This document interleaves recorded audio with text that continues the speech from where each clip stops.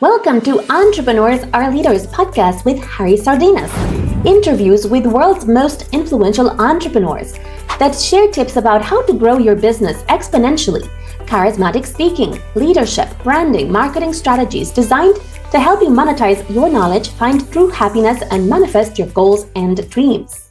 Good afternoon, good evening, good morning, wherever you are in the world. And today we have something amazing. We're discussing a topic that it will blow your mind because we have something to discuss today that everyone is hiding. There is a lot of negative stereotypes around that. And today we're going to talk about autism. And our guest today, his name is Kadeen. He's joining us from US. So please, Kadeen, can you please introduce yourselves? Yes, sir. Thanks for having me. I'm Kadeen McElwain. I'm an autistic college student, writer, and activist, pretty much on a mission to raise autism awareness across various platforms. Throughout my life, I was told I wouldn't amount to anything because I had autism, but thanks to a supportive set of parents and my overall work ethic, I was able to prove those naysayers wrong. And now, pretty much, my mission is to eliminate negative stereotypes surrounding autism, because I think that's a common cause, not taken seriously enough and over-stigmatized in today's society.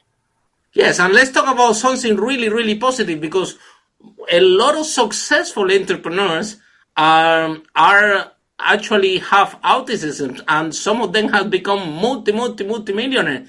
So the first thing that we have to share with the audience today is that it could be something at the end of the day is no a disability, like everybody said. It's just a different way of learning. It's just a different way of perceive things.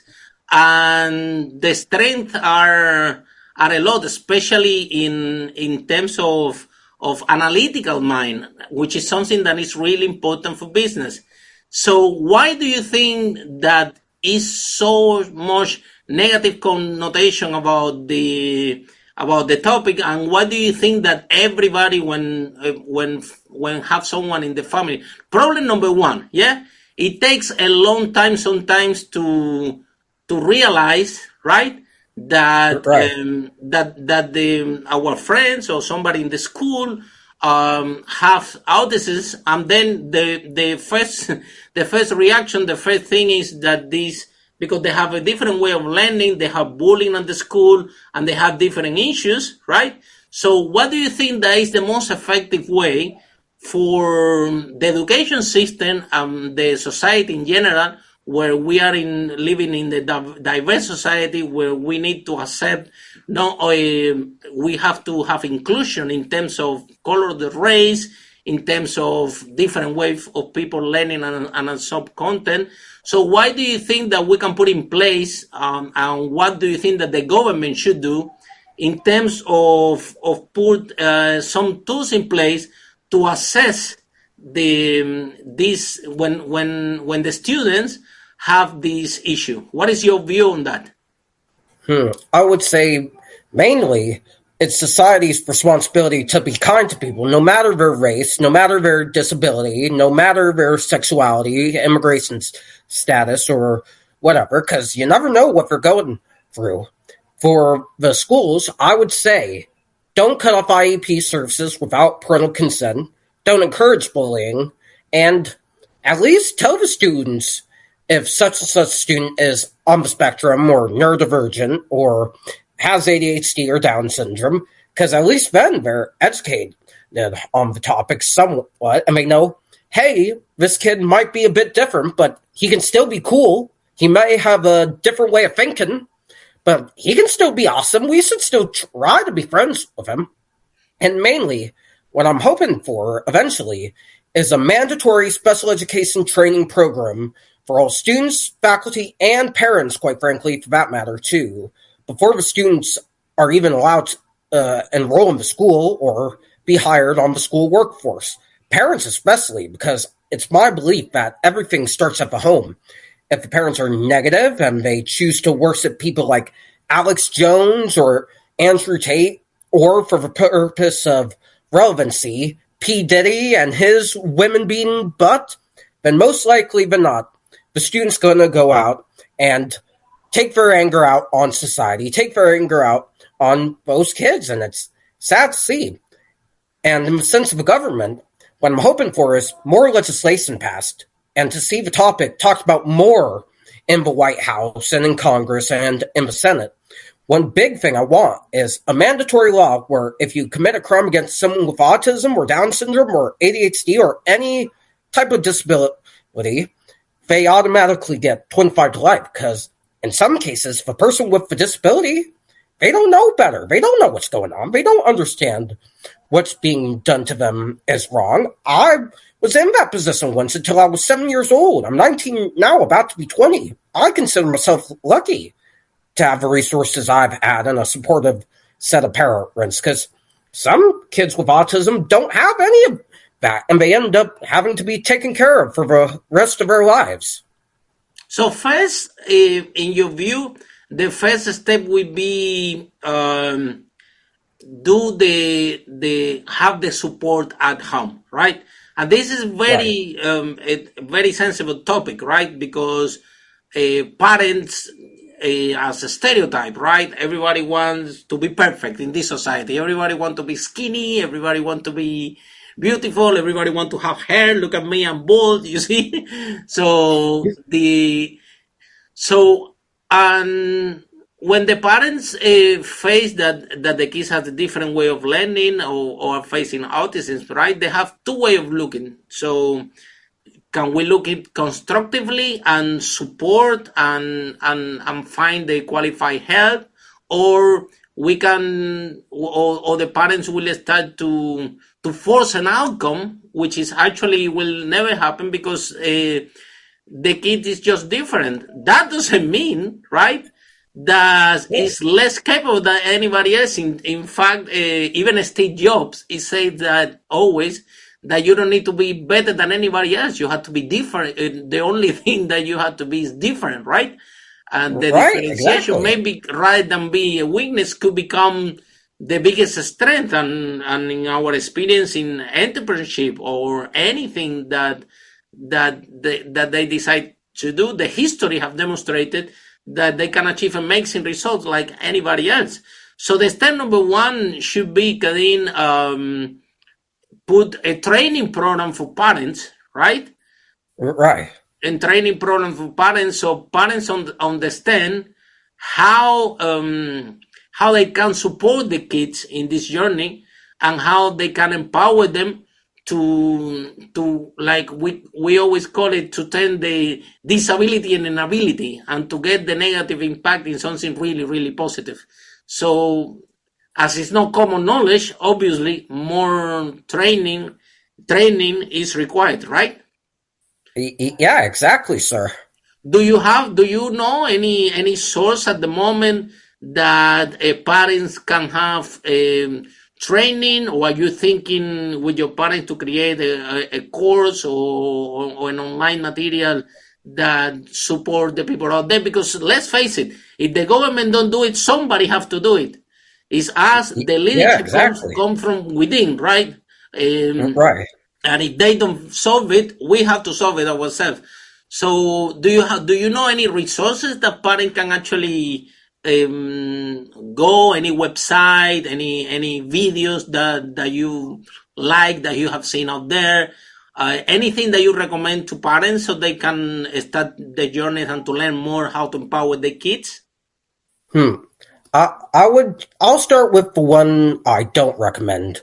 I watched this film called Autism the other day that made me sick. It portrayed only low functioning people with autism, how it's an inconvenience for the parents, how they don't want their child to have autism, how they can't go out and have a bagel, how you can't enroll their kid in school, how they had to quit work, how one parent thought about jumping off the Brooklyn Bridge with her child, or whatever it was called, and it made me sick because it portrayed autism. It's not helping.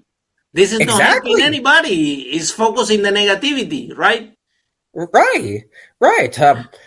And when I was watching it, I thought, you do know there's a spectrum, right? There's high functioning and low functioning. You should have focused on both.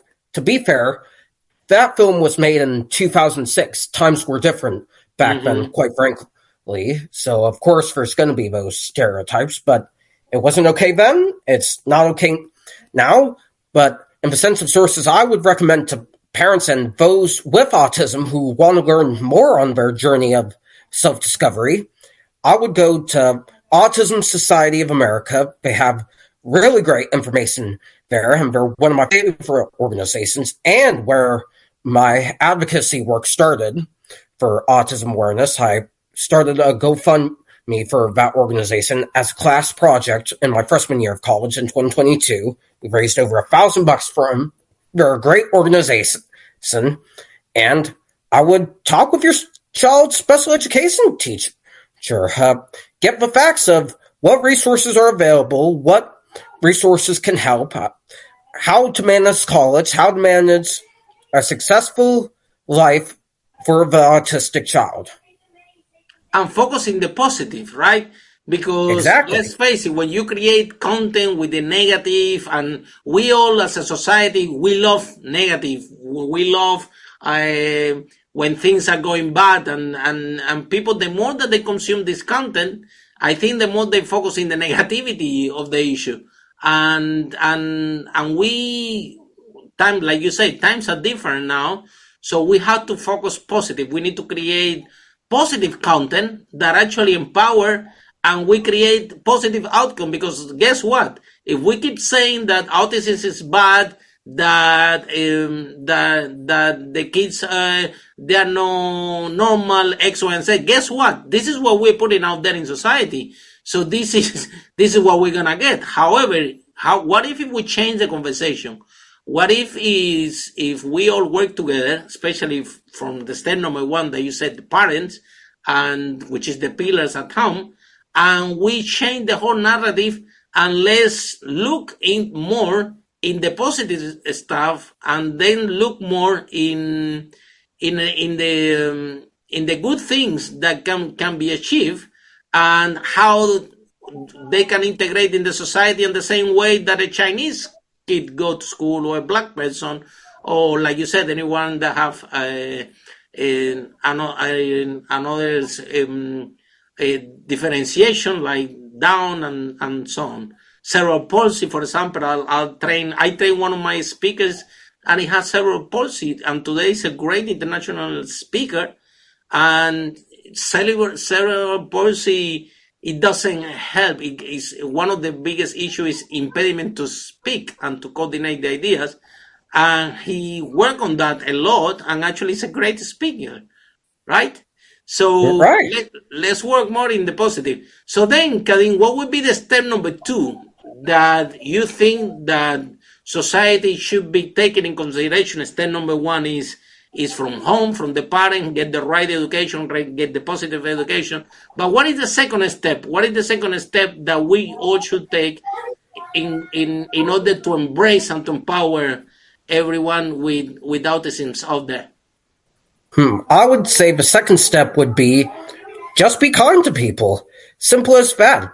It doesn't take a lot to be kind. Being kind doesn't cost anything, especially in a time of division for here in the States and the world, quite frankly, for that matter, too. Just be kind. If you see something, report it or step in. If you see negativity, tell a teacher. If you see negativity in schools, or tell your boss if you see negativity in the workplace. And let me close this. My brothers are playing Fortnite in the room next to me. Yeah, they're 9 and 8, so I know you know what that's like. But I digress. Just be kind to people.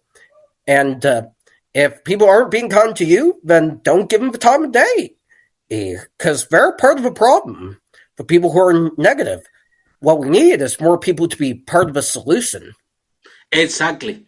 And be kind, and be open, and be, like you said, good person, right? Don't take an opportunity for a lot of, especially in the schools, kids want to have significance, right? And Right. when you find someone that is different, okay, let's go and let's pick on this child, because that can have a huge impact, not only in the person, but also in in the kids that they are doing this behavior again and again and again. At the end of the day, the impact could be very very bad, even for the person that is doing the bullying, right? For this kid when Right. when it grows older. So basically, be good, be understand everyone. I think that we have a lot of issues here in United Kingdom and here in United States also, with understanding each other, and they everyone want to overpower the other human beings, right? That to coexist in a happy environment.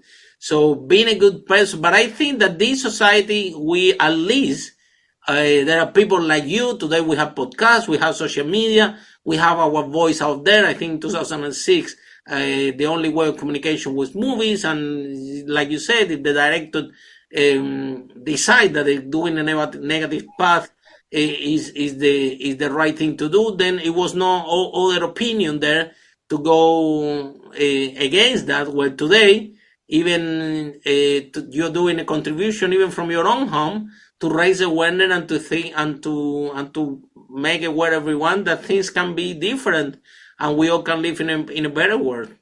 So after the step number 2, which is be a good person, which is something that this society needs, right? What is the step 3 that you consider that society and government and people have to put in place to embrace autism and to empower the people with this? I would say bring autism to the news more, to the attention of people in power, Congress, White House, Senate, Pentagon, all those places, because you don't see autism bill passed by Congress going to be signed in by the president on the news. You see TikTok ban passed, signed in by the president. Good day, bye-bye TikTok. Skate leave when there are bigger fish to fry in the world. There really are. So I would say step 3, don't focus on the petty issues. Focus on the people who need help and pass laws that help those with autism. 100%, I agree with you. Yeah, the government have to do their part as well. At the end of the day, we all pay taxes and we all contribute to have a society that we wish that is fair and equal and democratic for everyone, and everybody had the right to speak, everybody had the right to share their opinion, and everybody have the right to be taken in consideration. Because what they don't know is that the percentage, because you see politicians, they're always looking for voters, right? And then they go and they save those demographics that they have that give them more votes, correct? But what they don't know, if they study a little bit more, is that the percentage of people that have autism in different degrees, right, is larger than they can even imagine, because it's no this is something that in different levels, right, a large percentage of the population in the world have in different ways, right? And sometimes they call it deficit attention disorder, they call it this, they call it that, but in the end of the day is something in the person, right? That in different levels of degree can have different levels of autism, right?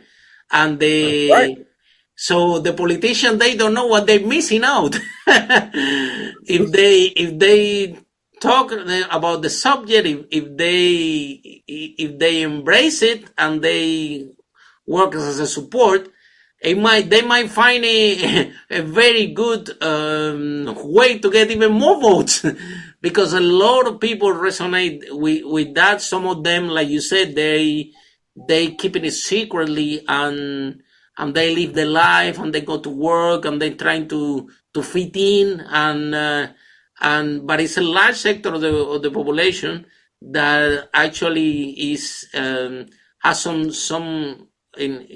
level of autism, right? And if we are all open to treat that, and we are open to talk about that, then the politicians will be more empowered. What do you think that is the problem? Why do you think that they don't talk about? Do you think that's because they think that they're not gonna get votes, or what do you think that is the main problem? I would say all of the above. Egomania is a big one. Politicians want votes, they want power, and they don't think they'll get it by doing an issue or passing a bill that no one's going to pay attention to and that no one knows about. And in the sense of school rules and why they don't talk about autism as much as they should, I blame the parents in COVID. Because during COVID, everything was online, kids were in school, and the parents could hear everything that was being taught. So most likely, and this is hypothetical, when one 40-year-old suburban mom heard autism being mentioned, they probably rushed in, let the teacher have it, and was all like, autism is against my religion, and I don't want my little princess knowing about that. Are you crazy? See, we don't believe in that stuff. Sorry. And that made the stigma even more worse than it is now. So I think if we take the initiative and talk about it, maybe the politicians will be more willing to talk about it. I agree, 100%. And then, so the government had to get the involvement. And then, in your opinion, what would be the fourth step that as society we should put in place in order to get more power? The first law that I would put, and this is the main one, pass a law where if you hurt someone with autism, steal from someone with autism, or commit any crime against someone with autism, you automatically get 25 to life in prison, especially if it's low function, because they don't understand the social situation. They don't know any better. They don't know that what's being done to them is wrong. They're just trying to go on with their lives or do whatever it is they want to do. And whatever attacks go on against someone with autism or who's neurodivergent, which is the politically correct term nowadays, it should be classified as a hate crime. No exceptions. Yeah, because at the end of the day, and also with girls, right, there are sometimes, they can have sexual harassments and things like that, and they don't even know what's going on. So definitely the people that take advantage of that and try to commit crimes and to do something that is out of the law and something offensive, taking advantage of that is something that is seriously has to be taken in consideration. And the more we talk about, like you said, the more we raise awareness about it, the more society will get conscious that, hey, it's a human being same like everyone else and deserve respect, deserve to be treated with love, with care. And you might have a very, very loyal friend, very, you never know in this life who actually, when you have dark times, who can help you. So again, be kind and don't take advantage of anybody. No, even with people with autisms and everybody in general. I think this is something that had to be taken in consideration, and the government had to play a big part of this. And then, Kadeen, what would be the last step? The last step, in your opinion, if we take that step, we will looking at living in a better society with more inclusion, more understanding of each other, and get the best out of every single human being in the society. What would be the next step? I would say the final step would be don't ask for proof of disability or whatever for accommodations like Medicaid or testing accommodations at university or anything like that. Because even with the diagnosis, I was diagnosed at 2 years old, so I should know, they still asked for proof. They do. And it's my opinion, and I realized this on another show I was on called Buzzing with Marlowe, hosted by Warren Marlowe, that once you're diagnosed with autism or whatever you might have, you should never be questioned about that again. You should be accepted. It should be common knowledge. You should get the Medicaid you want on with no hoops to jump through or anything. If you need a room when you're in college by yourself and you don't want to have a roommate, you shouldn't have to provide a health thing. Because my older sister, who's not on the spectrum, sees what they call typical in today's society. She was being bullied by her roommate, and she had to come up with a medical excuse to get her own separate room because she didn't want to be bullied. When maybe it should be the medical issue of, I don't want to get bullied by my roommate, with symptoms including, they're calling me names, please do your job and help me out. And so no hoops should be put in the way of anyone, especially those with autism or any other disability. Once you're diagnosed, you should never be questioned again. Yeah, because it's all about the society, and at the end of the day, it's all about money, right? Once they said that you are special, that you're different, let's get into a special school. And this special school, no everyone can afford them. They are extremely expensive, and those teachers that they say, okay, we will provide you a single education, things like that, but it shouldn't be the private institution that help to solve the problem, because at the end of the day, not all parents can afford these centers, which, by the way, they ask you a lot of tests, they ask you a lot of things. You have to be in the list, and when it's full, and X, Y, and Z. Whether every single school out there, every single teacher out there should have the basic knowledge and the basic way how to make society more inclusive.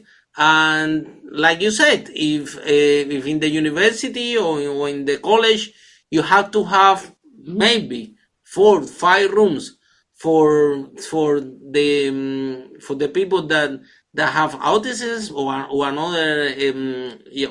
another case of differentiation. Wait, this is how it's gonna be. It's not gonna take anyone to bankrupt. It's just create a system where everybody can study, everybody can grow, but embrace take diversity into positivity, right? Exactly.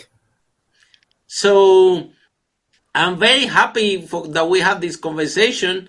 And do you know that one of my teachers for speedy reading, right, which is reading the books fast, is my friend. He's a coach, and he's a great, one of the best in the world teaching speedy reading. So he teaches people how to read the books fast. He's actually autism, and he developed a unique method how to read fast the books, and he teaches that to everyone very successfully. And all started because he has different way of learning, so he have a different way of consume content, and he discovered a system that actually now everybody follow. and he helped a lot of his students to read faster, which is something very good, because the more knowledge you consume, the better prepared you are in life. So I think what would be, Kadeen, the final message that you would like to give to our audience in terms of embracing autism, embrace the positivity, nurture this, and get a better result for the students, for the parents, for the communities out there. What's the message that you want to share? I would say, don't be ashamed of who you are. Embrace it, because you're going to be an amazing person in society. And if people doubt you or don't think that, then don't give them the time of day, because they're the ones who are going to be missing out on the best person that you can be.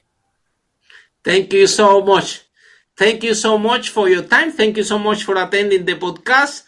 And if you're listening right now, you are in the car going to work, or you are at home and you are listening to us, please be aware that we all can be better. Like Kadeen shared today, we all can become a good person. We all can be good human beings. We all can embrace and turn what we call a disability in ability. And I think that if in the future, Kadeen, you can keep working, creating a supporting framework for parents, for teachers, for the politicians, where everybody can talk about in a community and everybody can give their point of view. I think a society, like you said, is not as bad as it used to be before, because before it used to be horrible, but still is a lot of work to do. And collectively as society, we should move forward and make improvements in that. Make sense? Yeah, it absolutely makes sense. So on that note, we're going to leave the podcast. Thank you so much, everyone, for listening. Thank you so much, Kadeen, for attending. And for you, thanks for having me. See you in our next podcast. Bye for now. Follow us for more on charismatic speaking, leadership, exponential business growth, branding, marketing, strategies designed to help you monetize your knowledge, find true happiness, and manifest your goals and dreams.